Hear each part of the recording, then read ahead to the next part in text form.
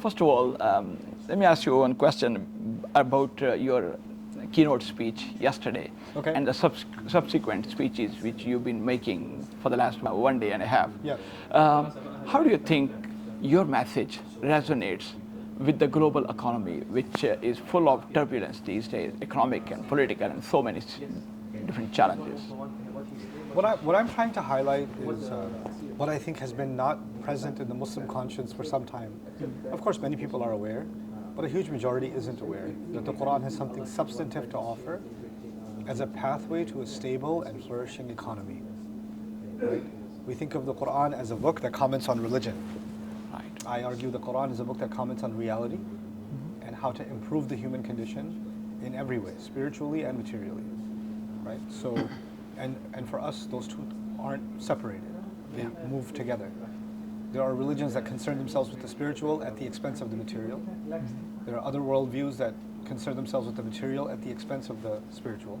And the Quran is offering a pathway that allows both of them to flourish in conjunction and argues that if you are imbalanced in either direction, you'll only end up harming yourself, right? So that's true of also an economic outlook, from individual economic behavior to business, enterprise to government policy. The Quran has something to offer. And so I wanted to give a glimpse of how the Quran touches on this subject and how Muslims can start thinking differently about their relationship with the economy through a Quran lens. And do you believe, as a Muslim professional who's got global following, and what Quranic economy has to offer these days? Yeah. Do you believe that we are ready as Muslims, as a framework? Can we present a framework which can solve the world's problems these days? I think we're not going to be in a position to solve or present something that solves the world's problems until we figure out how to solve our problems. Right? You can't tell someone to clean their house when your house is dirty, right? That's true. So it's a matter of us first understanding the principles we lost for ourselves, Yeah.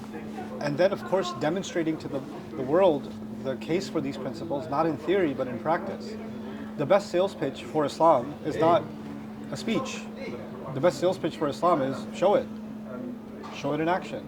If you're saying your economic model is so amazing, let's see it work. And then you don't have to sell it. It sells itself, right? What would be so lucrative about, and what would be so appealing about an economic framework that is inspired by the Quran? It wouldn't be that the non-Muslim hears Islamic language or they hear our spiritual terminology. It would be that they see this thing is more stable than all the other markets.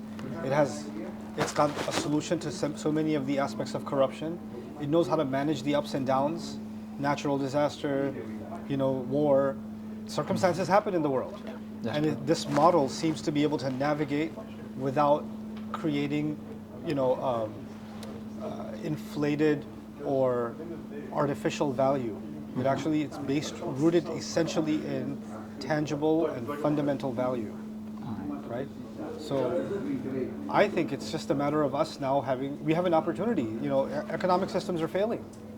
So we have an opportunity to, first of all, implement something ourselves on the right principles, and thus make a really strong case to the entire world. That's true. And from your perspective, what are the first steps which we need to take at this stage to start marching towards our ultimate objective? I think the first step is what you can call it the Hearts and Minds campaign if you want. We have to collectively be in a conversation about this first and foremost. And there are different levels of that conversation. Families, university students, people in the employment space, the C-suite executives, business owners, entrepreneurs, franchisees, they have their own level of conversation to have about this. And then of course, enough people in policy making have to have a conversation. You cannot bring about a change until the idea is sitting for long enough and is being shared long enough that it's become part of the conversation. From that conversation, it will become part of experimentation. From experimentation, it's going to then, success stories will become pioneering examples that will create a culture. Like there are steps to this thing. But the first step, like any great revolution in the world, or any great reform in the world, is a dissemination of ideas. So my hope is, this convention has been unique because, alhamdulillah, we have key figures in governance, we have key figures in academics, we have key figures in business. Some of the great pioneers in business are here. And we have university students that are here. We have people in the workforce that are here. So we have basically almost the entire economic spectrum covered in some way or the other.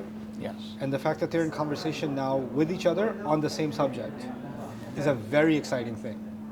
You know, when I heard the Honorable Minister of Selangor speak about a Quran-inspired economic policy that he's been implementing in the state, Yeah. I was sitting there in disbelief. Like, is this an alternative timeline, or because I can hear something like that from a scholar, an academic, a PhD in Islamic studies, but you're listening to a policymaker, Politician. you're listening to a politician say this is what's inspiring and driving his policy. That to me means that we don't have to think in theory, when is this going to happen? That's a major step in the right direction. And inshallah, one today, and 1,000 tomorrow, and 1,000,000 the next day. That is Right? true. But it won't happen until ideas start spreading. Yeah. How can Quranic principles reshape the current business and industry climate? There's not thousands of principles, there's a handful of principles, but they're each so powerful, right? So, for example, you know, we have Qarun, who's a model for economic corruption, was very obsessed with appearances. خرج على قومه في زينته. No. You have new entrepreneurial ventures that are looking for capital. They're looking for VCs, angel investors, right? And they're more obsessed with giving the appearance of having a working product, giving the appearance of having an impressive deck, giving the appearance of having the potential for this market share or that market share, instead of something tangible to show, right? So the zina of it, the show of it, is more important than the substance of it. This is what's happening in the world of online marketing, right? You're gimmicking, you're selling, you're overselling and under-delivering. That's Because you want to capture your audience's like desire for zina, right? That's right. The same way real estate prices being inflated, over exaggerating the value of a property, over exaggerating the value of an investment, over exaggerating the efficacy of a software, et cetera, et cetera. These are basic unethical business practices that they aren't just immoral or anti-spiritual. They end up these businesses will not be sustained because they don't have something. This is all about a quick buck, right? That's true. The quick buck economy, the quick turnaround economy, will always be an unstable economy. And it will build an economy of mistrust. And it will teach the next generation of entrepreneurs the best way to make money is to quickly cheat someone and then get out, Yeah. right? So you're not only are you yourself infected with the virus, you're spreading the virus, right? Right. The Quran is replacing this with integrity-based practices, long-term thinking. How is this beneficial? You're not selling something that you don't already have experienced yourself, right? So I think even a simple integrity-based principle like that, and imagine that driving several IPOs, several companies, and the benefits they get from it. Like Allah says, وَزِنُوا بِالْقِسْطَاسِ الْمُسْتَقِيمِ ذَلِكَ خَيْرٌ وَأَحْسَنُ تَأْوِيلًا, right? Be just in how you do measurements, because that will be better in the long run. That is true. In the long term. Allah says in the long term, أَحْسَنُ تَأْوِيلًا, in the very end, it will turn out to be a better thing. Which means Allah is saying it may not give you the spike in revenue in the beginning. It might be a gradual increase, but it's gradual and continuous, right? Right. So it's an entire philosophy, and from that philosophy, we get a number of principles. And then each business, each enterprise, each industry, each vertical will think about how that principle is best applied to them. Right. So from your perspective, what do the academia as well as the policymakers need to do at this stage so the rest of us can go to the next step? There's three entities: industry, government, and academia. Yeah. Government is concerned about protecting the entire population. So they're concerned about protecting the environment, they should be concerned about protecting the lowest and most vulnerable economic classes. Yeah. Business is concerned with the bottom line, Right. and moving forward their market share, right? Academia's job is to find the right negotiation that business and government can be satisfied with, because they can look at this from a neutral perspective. That's true. So on any issue, whether it's drilling or it's building new infrastructure or the transformation of a village or whatever, there's a business entity that comes in that wants to do something. There's a government entity that says, no, you can't do it. And they're making ill-informed decisions because an independent body of research is not there to say, let's look at this. A company can have its own R&D department, but that R&D department is being paid for by who? By the company. Of course. So there's already a layer of bias. Yes. You can create levels of buffers in academia where these two institutions can leverage the best minds in the country on a subject and give the most sane advice, sane policy recommendations, sane business recommendations that are inspired, in this case, inspired by the Quran, inspired by the Sunnah of the Prophet ﷺ, right? And so nobody loses. The environment wins, business wins, the public wins, everybody wins. Right. Because if you lean too much towards government, then business will suffer.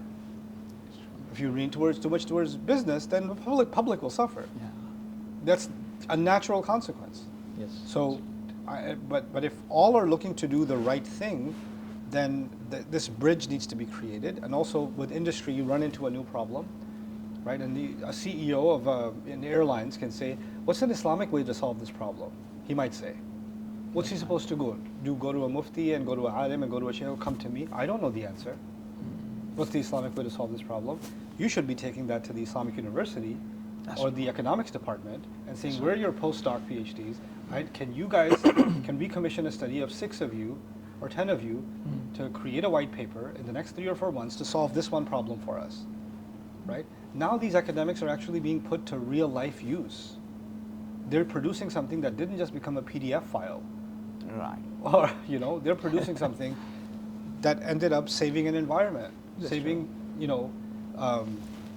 there was an interesting quick story I'll tell you. I won't name names because he told me not to name names. But one of the entrepreneurs here was speaking to another major corporation that has over 10,000 employees. Yeah. Okay. And they were just having a conversation, and he said, "Look, Yusuf alayhi salam preserved under a difficult time. He rationed, right? So you should have your revenues saved up for at least 6 months to a year, just as a financial common sense." Right. Just have some buffer, savings. And the CEO on the other end said, fine, yeah, you're right. And they did it. Right. Then this person got a call during COVID. Thank Allah I listened to you. I didn't have to fire my 10,000 employees or half the staff because the savings carried us through all of COVID. Because they treat their entire staff as family. And they've invested into these people. They don't see them as a liability. Right? This is another long discussion we had here. In utilitarian capitalism, a corporation looks at its employees as liabilities because they are on the cost bracket, right? They're in the cost column. They're in the debit column. Islam doesn't let me look at a human being as a cost.